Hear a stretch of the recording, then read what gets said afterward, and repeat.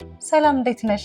ሰላም ነው ሊዱ፣ እንዴት ነሽ? ሁሉ ደህና? እግዚአብሔር ይመስገን። ሆሴ ሪል ስቴት እንግዲህ ቦሌ ያለው ፕሮጀክት እንደሚታወቀው ለመኖሪያም ለኢንቨስትመንት ምቹ የሆነ የቤት አማራጮች አሉት። እስኪ ዛሬ ስለ 80 ካሬ ንገሪኝ።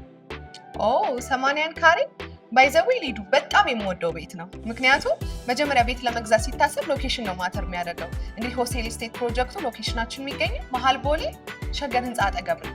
በዛ ላይ ደግሞ ሎኬሽኑ ምን አይነት እይታ አለው፣ ይሄ ቤት ምን አይነት እይታ አለው ብለን ነው የምናነሳው። 80 ካሬ ቤታችን እንግዲህ ቪው ወደ ዋናው ቦሌ ሮድ ከቤትሽ ቁጭ ብለሽ ቦሌ ኢንተርናሽናል ኤርፖርትን፣ ስካይላይት ሆቴል፣ የተለያዩ ኢንተርናሽናል ሆቴሎች የምትመለከችበት፣ በዛ ላይ ደግሞ 80 ካሬ ስቱዲዮ ፍላታችን ነው።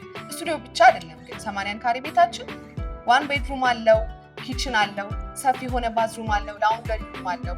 ማለትም ሪተርን ኦፍ ኢንቨስትመንቱ በጣም ሃይ ነው ማለት ነው። አሁን ላይ ደግሞ ቤቶች እየተከራዩ ያሉት ኤርቤንቢ ላይ አይደለ?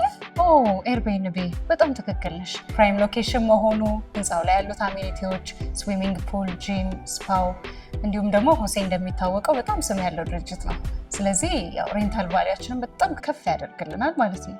ስለዚህ ይህንን ቤት መግዛት የምትፈልጉ ሰዎች ታች በምናስቀምጥላችሁ ስልክ ቁጥር እየደወላችሁ ሙሉ መረጃ መውሰድ ትችላለች።